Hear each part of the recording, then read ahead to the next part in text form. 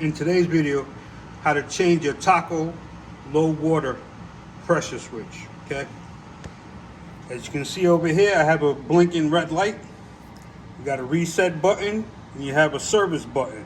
Okay, if you ever get this, you're gonna hold down your reset button, and if it doesn't reset, there could be a problem with the probe in here that tests for low water pressure or air in the system. Okay, it picks all that up. There's a probe that goes right into your pipe and it sits right about in here. Okay, I already tested this one out and this is a faulty unit.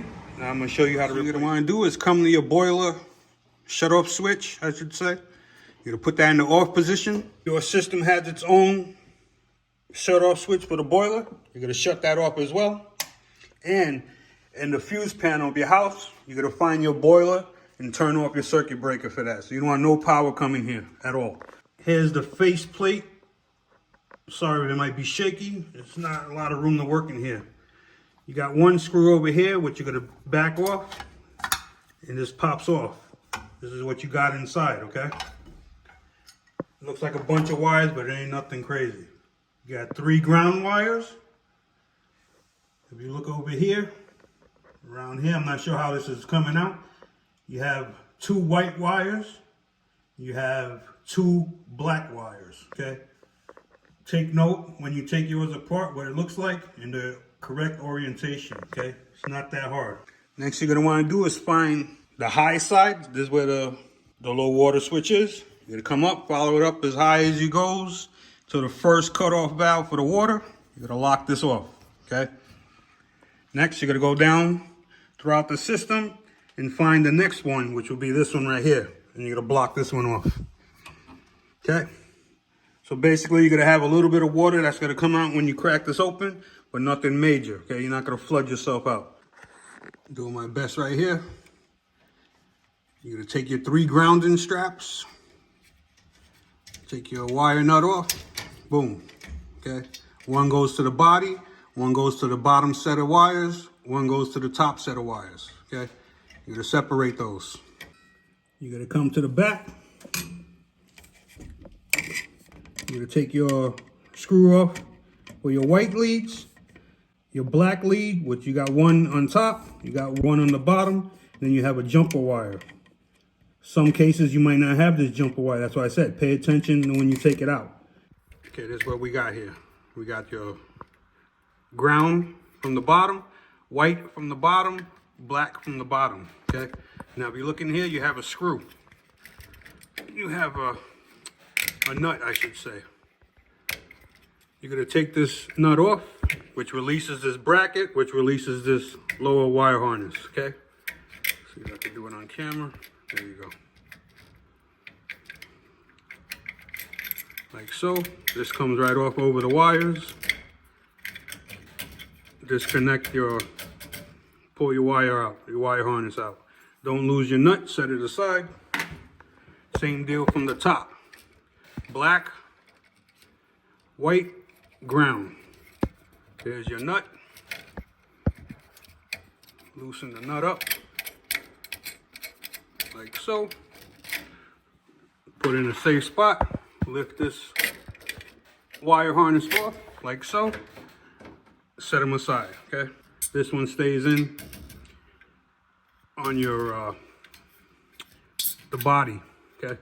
Show you how to deal with that when we get to that. So basically now all you're done here, electrical wise, okay?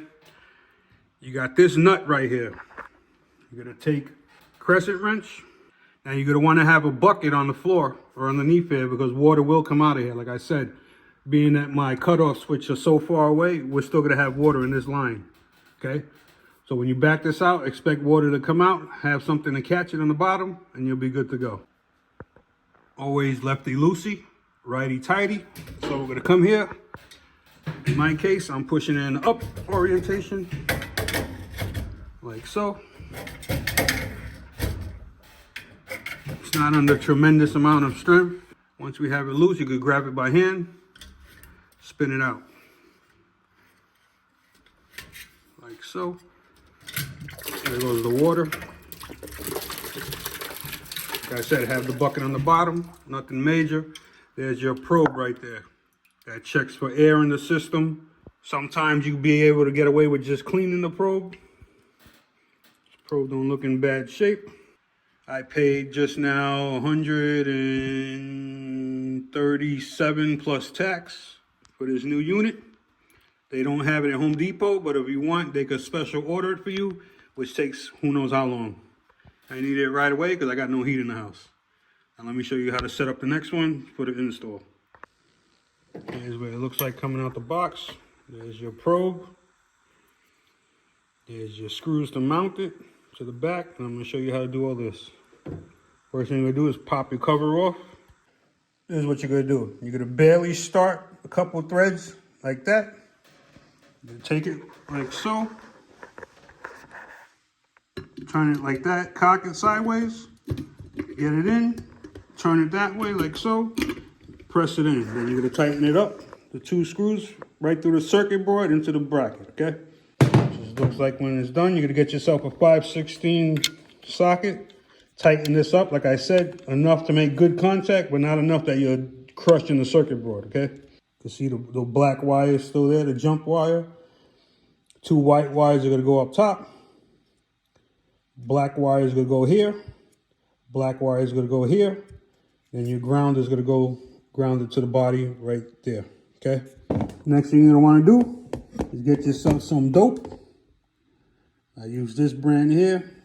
It's basic, any dope would work. You're not going to use Teflon tape because this sensor is super sensitive. And if you use Teflon tape, you could actually throw the probe readings off, okay? So you're going to want to use dope. Throw a bead around here. This is what it's going to look like when you get dope on it. You don't make sure you don't put nothing inside the threads or on the sensor itself. If we do, clean it up very good, okay? You're going to put it straight in, thread it in. There we go.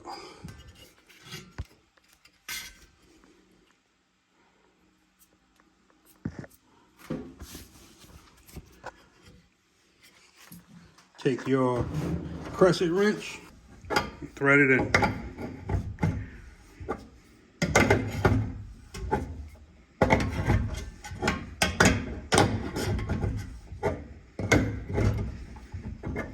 You're going to make sure your readout is on top, the LEDs, the same way it was when you took it off. So, thread it in, probably got one more turn here.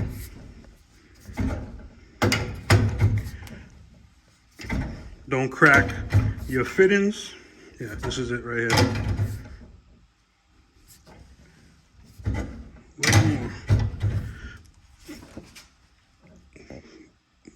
Boom. You're going to take a screwdriver, knock out this plug here, because this is where the other one was. You're going to knock out, hopefully it comes out, bottom plug right here, okay? When I have them knocked out, I'll show you what we end up with. If you don't know how to knock them out, just take a screwdriver, bang it in, like so. See how it popped up inside? You just work it up and down until it pops out. That's how you knock out plugs. Boom. Okay, you're going to take your wires in the same way you had them.